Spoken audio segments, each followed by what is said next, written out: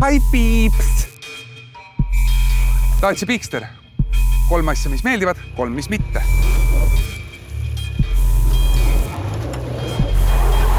$32,000 eest päriselt maastikuvõimeline mahukas sõiduauto.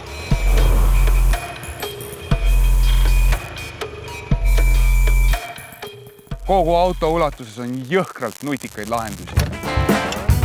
Ja ta ei maksa üüri, sest ta elab mu peas. Ja ta ei maksa üüri. Autos on palju ruumi.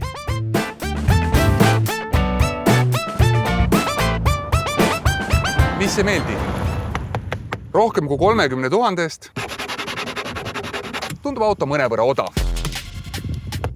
Mõned nutikad lisad ei ole lõpuni läbi mõeldud.